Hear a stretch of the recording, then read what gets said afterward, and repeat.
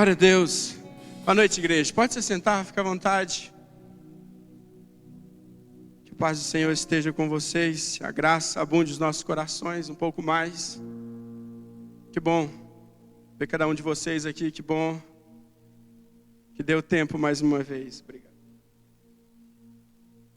Da gente estar reunidos aqui nesse dia que se chama hoje, o dia que o Senhor preparou para nós.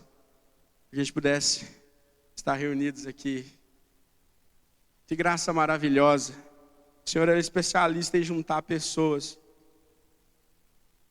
A gente pode dar festas. A gente pode criar modelos de confraternização, mas só o Senhor reúne pessoas.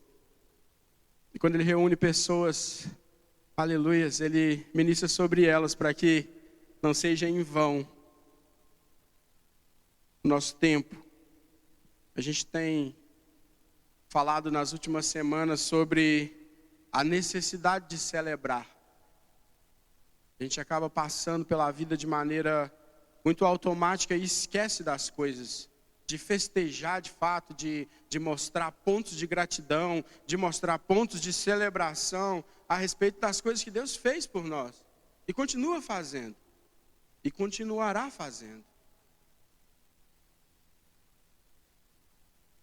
Nosso ponto de fé não é adorar a Deus por aquilo que nós esperamos a respeito dele. Não, longe disso. Nós adoramos porque nós temos a certeza de que tudo já foi feito por ele ao nosso respeito. E é muito simples, quando a gente volta aqui ou vem aqui, nós não buscamos mais as coisas do Senhor. Nós viemos aqui como alguém que carrega algo de Deus. Nós viemos aqui na certeza de que nós já temos aquilo que nós precisamos e necessitamos. Se nós voltamos nesse lugar, é como um QG. É uma reunião para nós vermos e recebermos do Senhor diretrizes para influenciar a vida de outras pessoas que de repente não conhecem o Pai e vivem uma vida de orfandade, na rebeldia do seu ser, porque ela não sente parte de uma família. Isso é um bom motivo para a gente voltar aqui.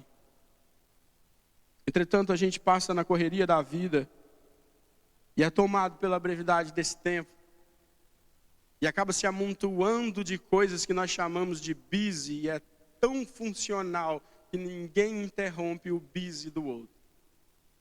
De fato, afastar uma pessoa diz que você está busy. Ela não vai te interrogar mais porque há um respeito no estar busy. Mas do que nós estamos busy? O que nós estamos amontoando para nós?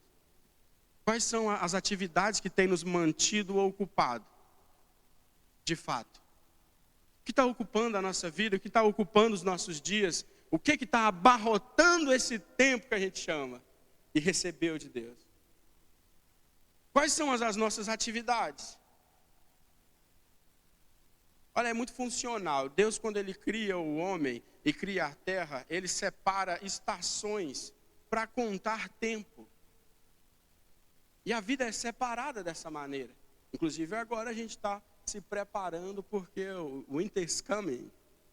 Tá bom aí, Rian? O inverno está vindo logo ali. E é essa estação onde nós não temos folha. É a estação onde os galhos estão à mostra. E talvez pareça que não há vida em nós. Porque soprou os ventos do outono. A estação é dessa maneira e serve também para contar o tempo. Porque há um pouco de tempo atrás nós estávamos todos faceiros aproveitando o verão do Londres. E é dessa maneira. Precisamos respeitar as estações. Da mesma maneira nós precisamos respeitar o tempo. E o Senhor nos deu tempo. E o tempo que o Senhor nos deu é o dia que se chama hoje. Se você quiser reservar isso ou concluir isso em horas, são 24 horas. E tudo que vai reger a sua vida está depositado nessas 24 horas. Só que o ser humano é tão avacalhado no processo que ele pega 24 horas e transforma ela em 168, que ele fala, não, eu preciso de mais horas, então eu preciso de uma semana. E acaba tentando lidar com coisas de uma semana. Só que Deus só te deu um dia. O dia que se chama hoje. 24 horas. Segundo os cientistas, pensando naquilo que é bom para o nosso corpo, nós precisamos de 8 horas de sono, 8 horas de uma atividade como trabalho para desenvolver quem nós somos, e 8 horas de recriação, fazendo qualquer outra coisa. Coisa que nós gostamos, descobrir até o que nós gostamos. Separado dessa maneira. O que a gente faz? A gente entra numa corrida desenfreada, onde eram 8 horas de serviço, assim para desenvolver alguma coisa no sentido da sociedade. Nós pegamos isso, precisamos de 2 horas para ir, às vezes, precisamos de 2 horas para voltar e transformamos isso em 12. Entretanto, você chega no final das 8 horas de serviço trabalhado, você olha e fala, não, cara, que dia é esse? Eu preciso de pelo menos mais 2 horinhas no meu dia para poder conseguir dar conta disso aqui. E aí você transforma aquilo à sua maneira. Percebe que você está gastando tempo de uma coisa em outra coisa? Coisa que você era para destinar 1/3 da sua vida, você destina 2/3 para o trabalho remunerado, só para você fazer coisas que o passarinho faz sem sair para trabalhar. Porque pergunta todo homem e mulher para você ver o que eles estão querendo a respeito do serviço que eles desenvolvem. Quero comer, vestir e dormir. Entretanto, comem e não se saciam. Dormem e não descansam. Aleluias. O que aconteceu no processo? Não estão tendo consciência do dia que está vivendo. Não estão tendo consciência da vida que estão levando. Não são feitos disso. Tem um cérebro. Nós somos uma pessoa pensante. Foi dado a nós essa característica única de pensar. E por pensar nós escolhemos errado. Porque ninguém briga com o pardal para ele poder ir trabalhar. Entretanto, o Pai do céu o tem alimentado.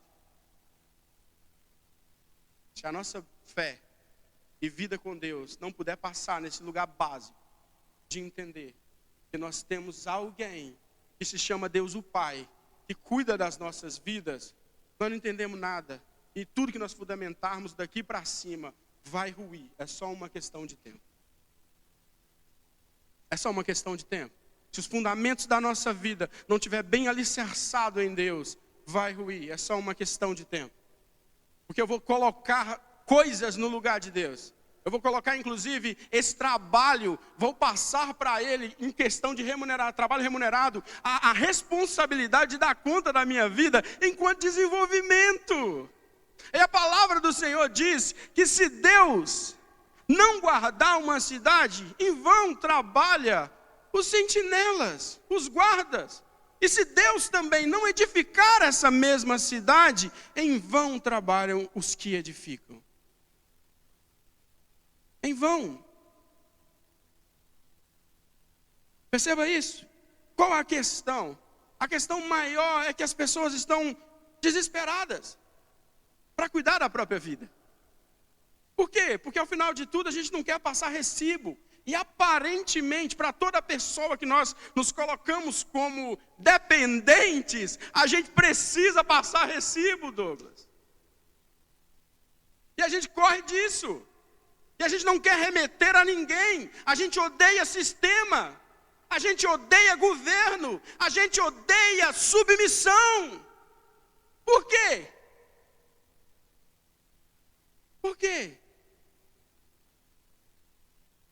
Porque de repente foi colocado sobre nós um jugo tão pesado, que a gente é como agora, e se for melhor para vocês figurar, talvez eu seja esse burro que carregou bastante carga e agora não consegue ver mais a carga perto, que já fica todo alvoroçado. Vocês já viram isso? Chega numa fazendinha, anda com a carga para o lado do burro, ele sai vazado, correndo, não quer pegar aquilo. Por quê? Porque já colocaram carga demais nele, velho. Já colocou carga demais, ele vai fazer o que com aquilo? Ele vai sair fora mesmo. quê? Porque foi confundido o nosso propósito. E acharam que era para nós carregar carga. Mas não. Não era para carregar esse tipo de carga. Entretanto, era para nós carregarmos alguma coisa. Porque carregar aqui, se nós estamos bem entendendo, que bom que nós estamos falando para os adultos e pedindo a ajuda do Espírito Santo para ministrar sobre essa galerinha menor aqui. As cargas são responsabilidade das nossas vidas. Mas hoje você vê, a sociedade, ela está correndo dessa ideia. Eles correm da responsabilidade. Por que eles correm? Justamente por causa desses outros fardos. Eles ficam pensando, de novo, eles vão taxar. Eles vão, inclusive, querer que eu entre em tal horário e saia em tal horário. Eles vão querer que eu diga isso, ou que eu deixe de dizer isso. Eles vão tabelar a gente, vão fazer a gente, formatar a gente. E aí cria-se revolução de rebeldes. Só que às vezes esses rebeldes não têm causa. Eles só querem se rebelar porque eles não sabem sobre o que lutar, ou com o que lutar. O que a palavra de Deus nos diz ali em Mateus 11?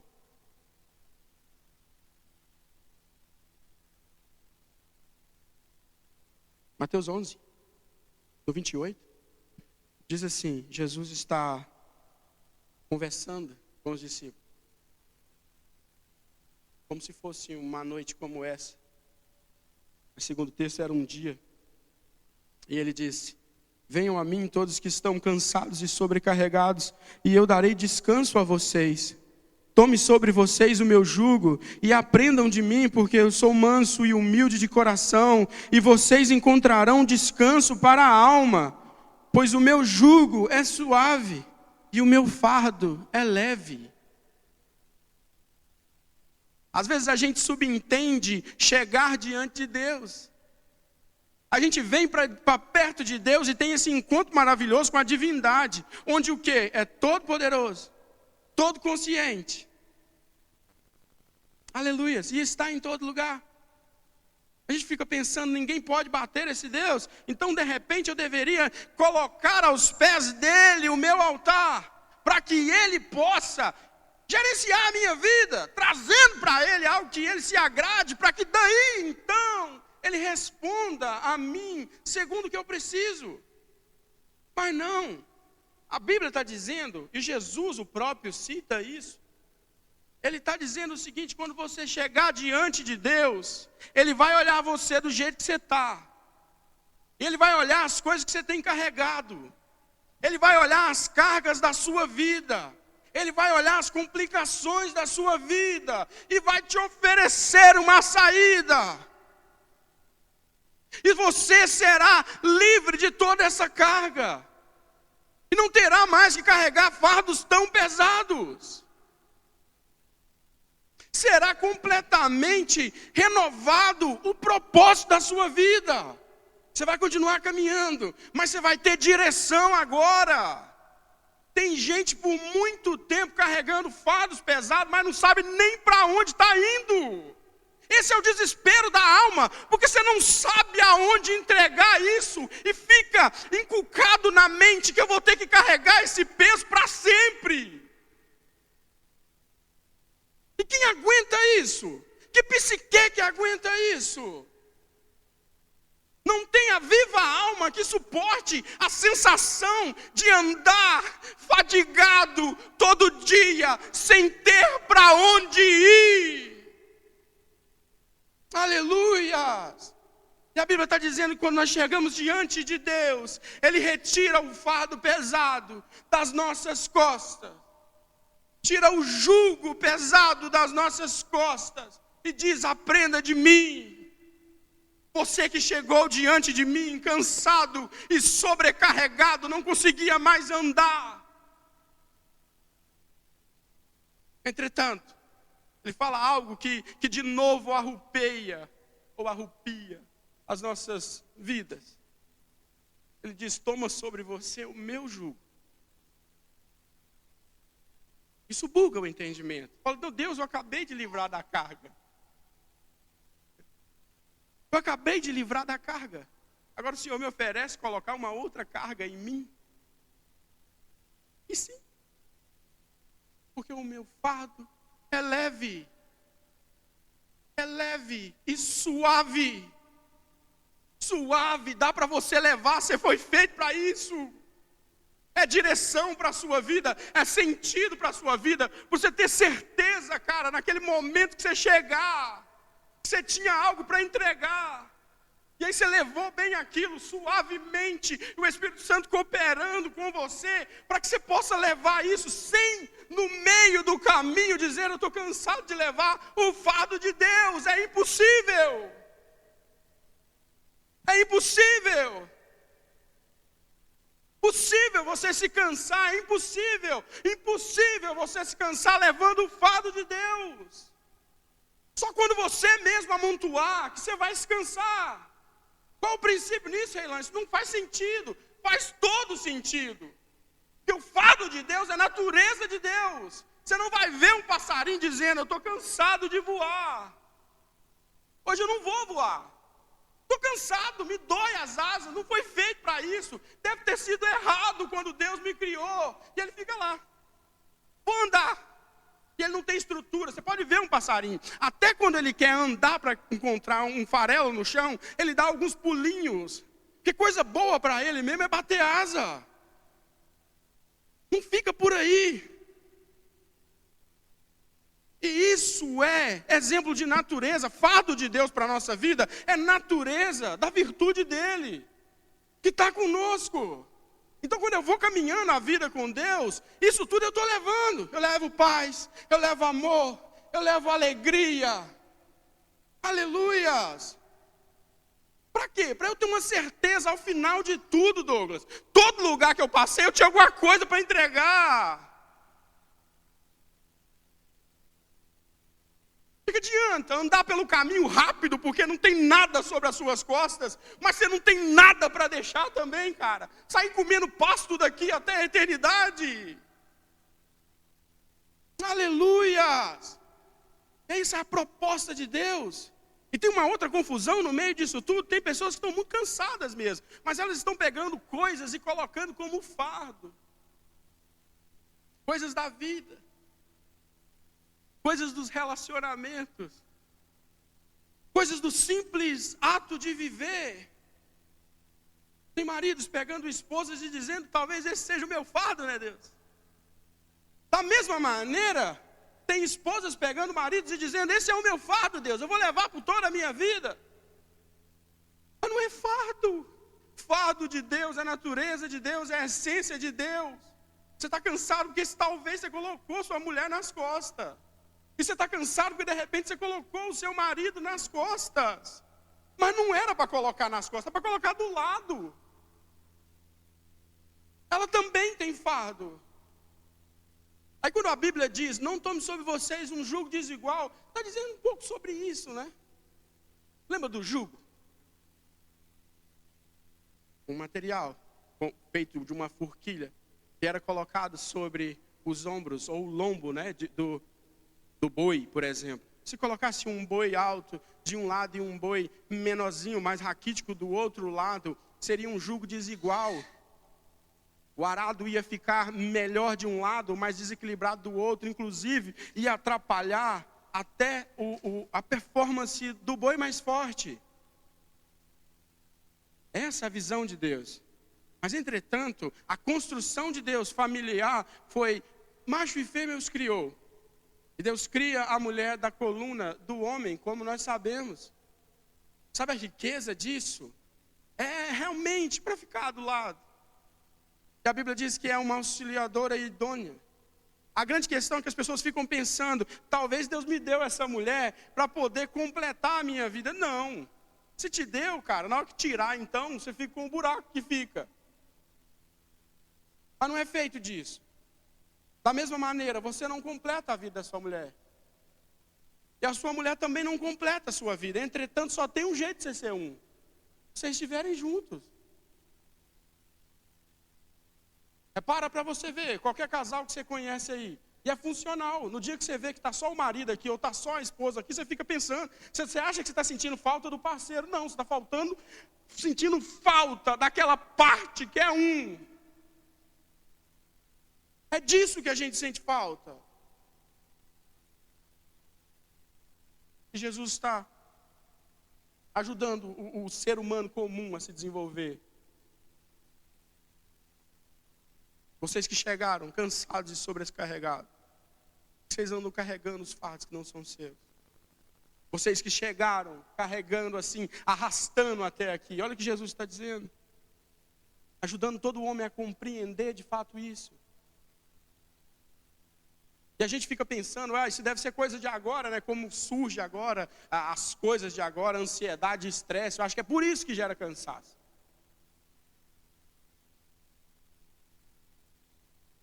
Porém não. Cansaço não é feito disso. Cansaço é feito de bater numa porta que não se abre. Cansaço é andar por um caminho que não leva a lugar nenhum. Cansaço é levar uma carga que não condiz com aquilo que nós somos. Isso cansa, de fato. A Bíblia diz que mesmo que vocês estejam exteriormente sendo desgastados, mas interiormente vocês vão sendo renovados dia após dia. E aqueles que confiam no Senhor não se desgastam não, porque tem as suas forças renovadas. Onde tem a nossa confiança? Nele. E se está a nossa confiança nele, o nosso discurso não condiz com a nossa vida prática. Nosso discurso não condiz com a vida prática. Que a gente fala que confia, entretanto a gente desespera. Desespera. Deus estava criando todas as coisas por meio da palavra, como nós sabemos. Ao princípio de tudo, não existia nada. Quando nada existia, Deus disse, haja luz. E houve. Ele constrói tudo. E construiu os céus e a terra e todas as coisas, as árvores, os animais, até o terceiro, quarto, quinto dia, sexto dia, Deus faz também o homem. E constrói tudo. E aí ele depois de tudo ter feito ao sétimo dia, ele descansa. Por falta de entendimento, ou não querer ver, a gente olha um Deus que descansa e fica pensando, cara, eu sou feito para trabalhar 24/7. Mas Deus Todo-Poderoso descansou para ensinar a nós. Vocês precisam descansar. Aleluias. Aleluias, e ele consagra o sétimo dia como o dia do Senhor, chamado o dia do descanso. Ele não precisava fazer isso, é de uma maneira pedagógica, didática para nós. Não precisava fazer isso. Entretanto, ele olha para nós e diz, não, vocês precisam ter um exemplo. Eu, Todo-Poderoso, fiz todas as coisas. Depois de tendo feito todas as coisas, ele descansou de todas as obras das suas mãos, como está escrito. Ao sétimo dia, o povo começa a andar com Deus, e um pouquinho de andar com Deus, ele disse, olha, separa o sétimo dia. E as pessoas ficam pensando, isso é o ritual, né, Reilane? Então a gente deve guardar o sábado, né? A gente deve guardar o dia, né? Fala, meu amigo, vocês não estão compreendendo. É só uma coisa que Deus está falando com vocês não têm capacidade de guardar um dia. Esse é o chamado de Deus para vocês. Vocês trabalham de segunda a sexta, e vocês ficam olhando, coisa boa é trabalhar o sábado. E aí você trabalha de segunda a sábado, você fica pensando, mas domingo tá bom. E aí você dorme de 12:30 às 6 e fica pensando, o que eu posso fazer de 12:30 às 6 para melhorar essa equação? Percebe que não tem limite? Entretanto, cara, eu como para não morrer e continuo morrendo. Percebe isso? A fala de Deus, e o povo começa e ele separa um dia. Depois o povo continua andando e ele fala, não, vamos fazer jubileu. A cada 7 anos, 1 ano, vocês vão dar descanso para a terra. E o homem pensando, Deus está preocupado com a terra, né? Eu vou ficar aqui. Assim que chegar 1 ano, eu já entro de arado nela e planto de novo. E Deus só queria que eles entendessem. Tira um tempo para vocês descansar. Vocês, inclusive, poder pensar em coisas que vocês não pensam casualmente. A pessoa tira férias e fica pensando, como é que eu vou pagar esse negócio aqui? Tô maluco? pessoa tira férias, para você ver como é. Foi totalmente disturbado. Esqueci. Mas foi perdido o sentido disso. A pessoa tira férias e fica lá nas férias pensando, como é que eu vou pagar isso aqui mesmo depois, hein? Cartão de crédito agora? Depois, como é que eu vou pagar esse negócio? Para que você foi lá, meu amigo? Você não criou descanso. Você criou dívida. E dívida é pagar com um futuro que não existe. Ué, nós estamos malucos. Nós não estamos prestando atenção. Percebe a ideia? Quando Deus faz o jubileu, Ele separa aquela terra. Cara, não tem problema, pode plantar todo dia, mas você está salvando a sua mente da perturbação daquilo? Porque já existe um processo, Deus ensina para o homem a ideia do plantar. O terceiro dia Deus faz todo tipo de semente. E havia uma promessa na semente. Inclusive virou até a ideia da lei da semeadura. Tudo que você plantar, você vai colher. Por quê? Porque a semente carrega a natureza. O que você plantou dela, nasce ela. E o homem não aprende. Quando você planta uma semente, cara, é o maior ponto de fé que existe. Você enterra a semente. E você tem uma confiança, mas, cara, o que você fez para aquela planta nascer, germinar? E qual semente vai produzir? Aquela ou aquela? Ou nenhuma ou ambas? Mas o homem não aprende. Ele não aprende. E aí o escritor dos Hebreus vai dizer que Deus separou um dia e o chamou de hoje. Aleluias, e ele disse, hoje ouvides a voz do Espírito Santo, não endureçais os vossos corações, como fizeram os seus pais no deserto e morreram. Aleluias. Percebe que Deus sempre trabalha com hoje, na viração do dia Deus vinha. Hoje, o dia que se chama hoje, esse é o dia que o Senhor já fez, alegremos nele. Porque só existe o hoje, a gente fica pensando, a própria Bíblia diz, quem pode, o homem mais entendido, e por mais entendido que seja, guardando melhor o tempo, pode acrescentar, nem que seja um côvado, nem que seja uma pequena distância, em longevidade à sua vida, não tem como, cara. Só existe uma certeza que é o agora e o hoje, o aqui e o agora. Mas a gente leva a nossa mente para um lugar que não existe. Tanto para trás quanto para frente. E sofre as consequências de não estar aqui e agora. Aleluias. Percebe Deus, na sua infinita graça, preparando para nós descanso. E Ele diz, nós que cremos. Hebreus, escritor dos Hebreus, diz que nós que cremos, nós já entramos no descanso do Senhor. Aleluias, porque esse descanso é dado o acesso àquele que crê. O acesso é por meio de fé. E fé em Jesus. Fé na obra dele, que de fato salva as nossas vidas. De quê? Das preocupações diárias.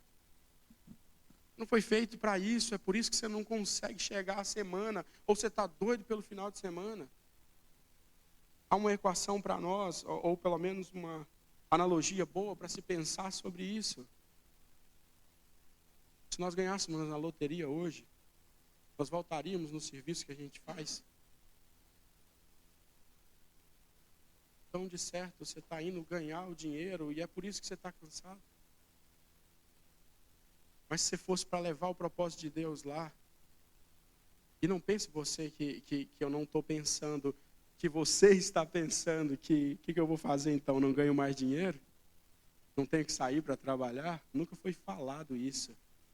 É um entendimento, trabalhar é bom. O nosso pai trabalha até hoje, não foi o que Jesus falou?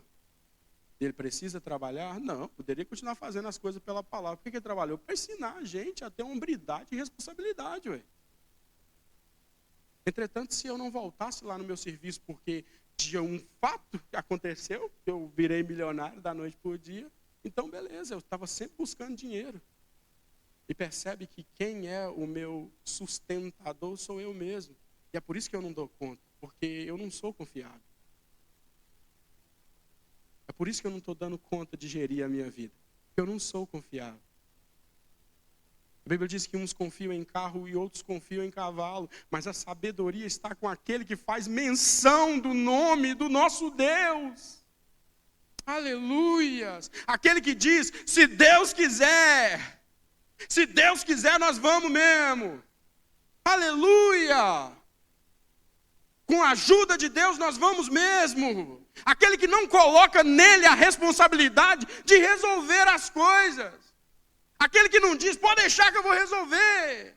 Aquele que sabe que depende de Deus.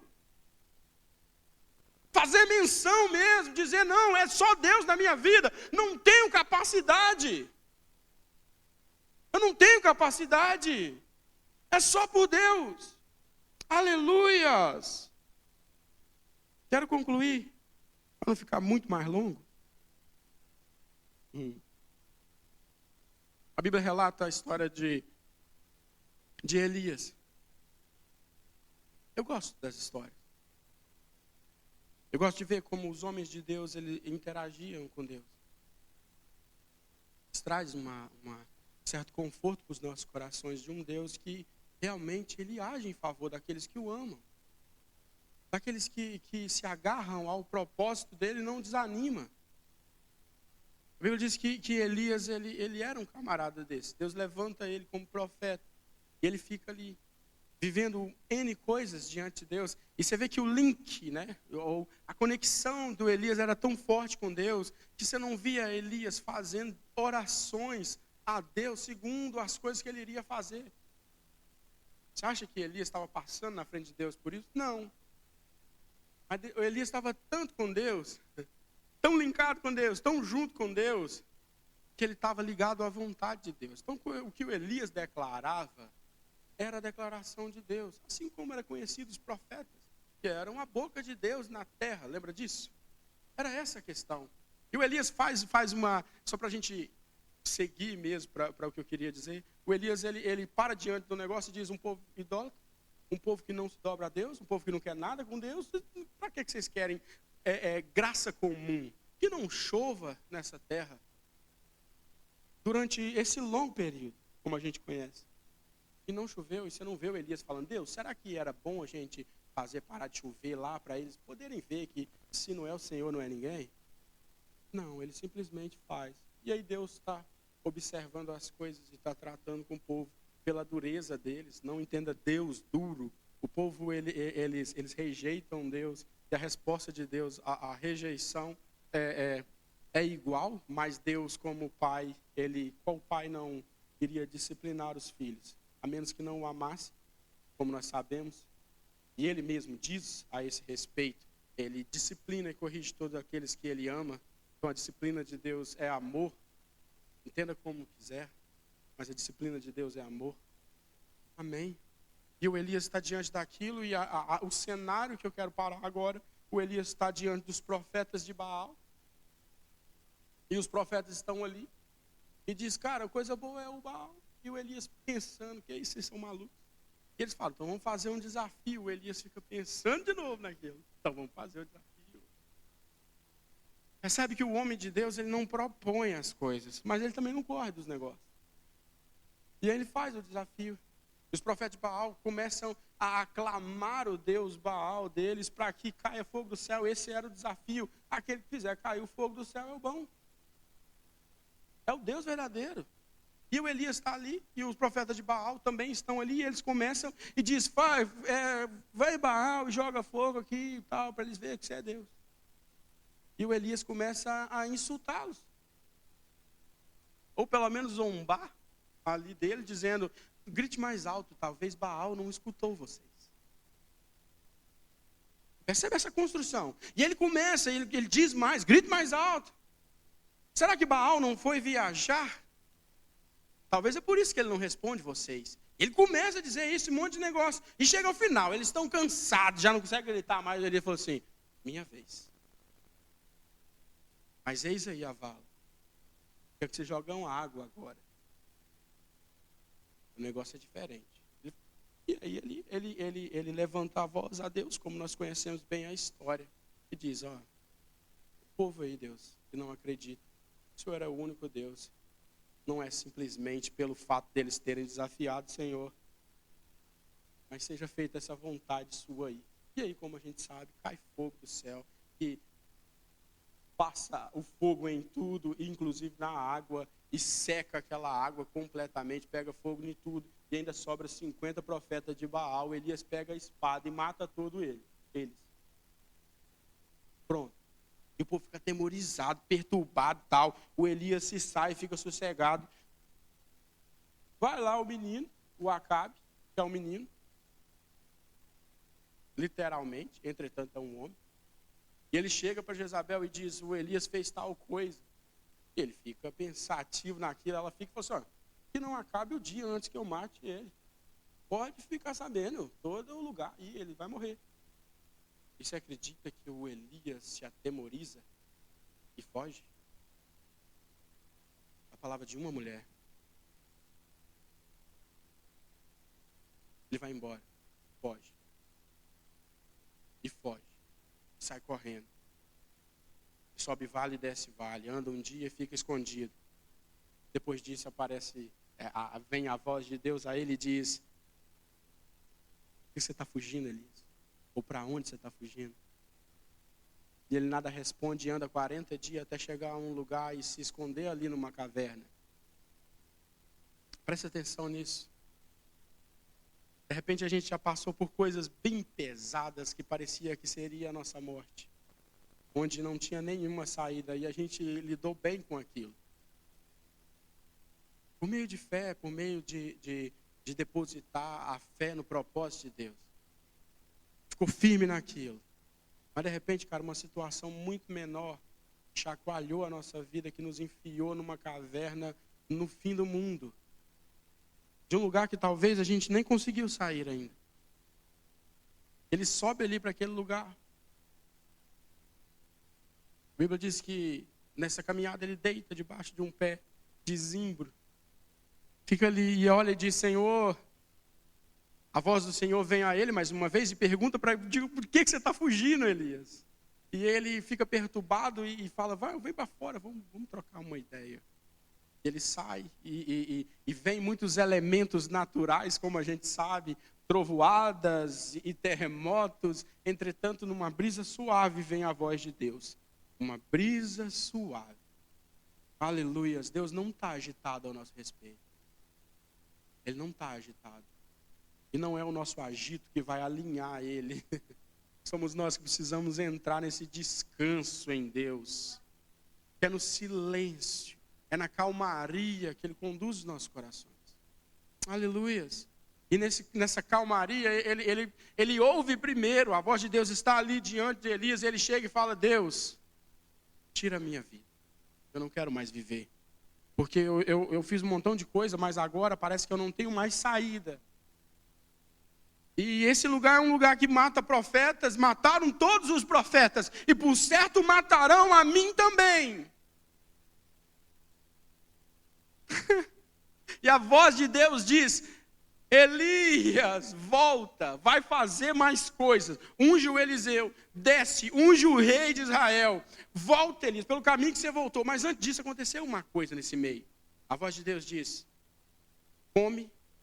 E o Elias come e fala assim: vai ser longa a sua jornada. Depois que o Elias come, ele faz uma coisa que ele não estava fazendo faz tempo, pastor Léo. Ele come e dorme. Ele come e dorme. Tem muita gente querendo morrer, mas só precisava dormir. Só precisava dormir. Só precisava descansar. Aleluias! Como a palavra de Deus diz: aos seus o Senhor dá enquanto dormem. Aleluias! Tem 1 milhão de citações. Aleluias! Aleluias! O choro dura uma noite, ou pode durar uma noite inteira, mas a alegria vem pela manhã. Qual é o intervalo que existe entre a noite e o amanhã? Sono, descanso. Aleluias! É esse lugar que Deus está chamando a gente, lugar que a gente não vai mais, eu só vou no agito. Descansa no Senhor. Descansa, lança sobre Ele a vossa ansiedade, porque é Ele que tem cuidado de vocês. Aleluias! Aleluias! Aleluias! Aquele que colocou o fardo em nós, Ele sabe a nossa hora. E o Elias pensando, poxa, eu tenho tanto medo da morte. Ele fala, então tudo resolvido, você está em Deus. E você lembra o final de Elias? A gente lembra. Não precisou passar pela morte. Aleluias, mas viveu todo o propósito em Deus. Aleluias. Coisas que não existem. Carruagem de fogo. Que isso? É isso. O medo cega completamente tudo aquilo que Deus tem para nós. Por isso que quando Jesus diz a esse respeito, ou melhor, o Espírito Santo revela a João dizer a esse respeito, diz que o verdadeiro amor que nos encontrou lançou fora todo o medo. Os temores da nossa vida foram completamente destituídos. Não vou temer. Por que eu não vou temer? Porque eu sei em quem tenho crido. Eu sei em quem eu tenho crido. Eu sei que o meu Redentor vive e Ele se levantará ao meu favor. Aleluia, é nisso que eu descanso. Como o salmista disse, eu me deito e logo pego no sono, porque o Senhor tem me sustentado. É o Senhor que me faz dormir em segurança. Aleluias. Está tudo resolvido em Deus. Está tudo resolvido em Deus. Aleluias. O que a gente precisa? Se colocar nesse lugar. Vejam as crianças aqui, não parem de aprender. Pelo amor desse Deus bendito. Veja as crianças recém-nascidas aqui. Eu olho para a menina da Camila, eu sou doido para pegar a menina no colo, ela olha para mim assim... Não, chega o Alex e a Camila e ela fala, pronto, aqui eu estou no colo do pai. Não tem mexido, ela não quer saber que o mundo acabe lá fora. Ela não quer saber de etiqueta ética. Se ela quiser gritar, ela grita. Se ela quiser chorar, ela chora. Ela quer comer, ela quer o pai, ela quer a mãe, ela quer o conforto, ela quer o descanso. Meu Deus! O Senhor está nos chamando para esse lugar, cara, nós nunca mais fomos. A gente fica pensando, será que Deus tem colo de tamanho suficiente para pegar um marmanjo como eu? E o diabo vai dizer, não tem não, ué. Eu fico pensando, de repente não tem mesmo. Então tudo bem, eu já deveria resolver a minha vida. 25 anos, lóbulo pré-frontal todo concluído, posso resolver minha vida tranquilo, maduro de tudo, quase caindo do toco de tão maduro. Mas não tem outro lugar para nós. Não tem outro lugar para nós. Não importa. O nosso Deus é Pai da eternidade. Não tem outro lugar para nós. Se a gente ficar prepotente da idade que tem, do tamanho que tem, a gente vai ficar sofrendo por coisas que não precisava. E não vai conseguir chegar nesse lugar de descanso, porque só há descanso no braço do Pai. Só há descanso nesse lugar em Deus, que Ele reservou para nós. E é hoje, no dia que se chama hoje. Vamos ficar de pé? Aleluias.